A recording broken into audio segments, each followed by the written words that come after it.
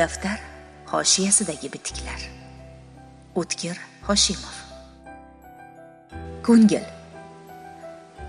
Odam hamma narsaga to'yishi mumkin. Boylikka, amalga ham, shon-shuhratga.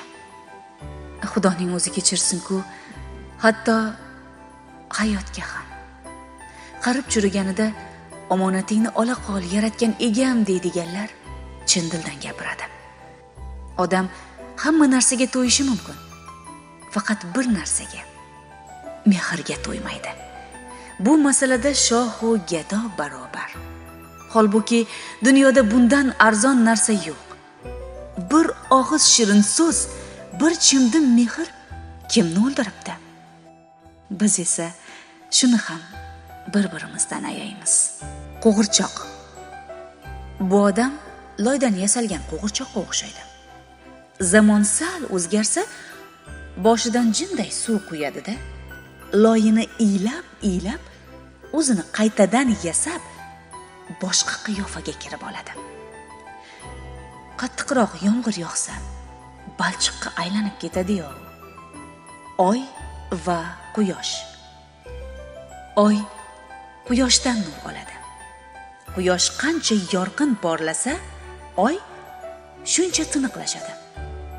Erkak qancha mehr bersa, ayolning husni shuncha ochiladi.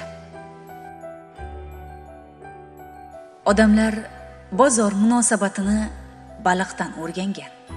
Kattasi kichigini yeyaveradi. Xazina. Dunyodagi eng bebaho, ammo hamisha tekinga tarqatiladigan xazina bor. Bu ona mehri. Do'st. Do'st degani daraxt yaprog'iga o'xshaydi. Bahor chog'i behisob, kuz kelganda sanoqli. Yoshlik chog'i behisob, keksayganda sanoqli. Dono nodondan o'zini bir pog'ona quyi tutsa, hayron bo'lmang. Tarozining yukli pallasi bo'sh palladan pastroqda turadi. Inson shu qadar buyukki, uning fazilatlarini o'lchash dunyodagi eng baland tog'ning eng baland cho'qqisiga emaklab chiqish zahmati bilan teng.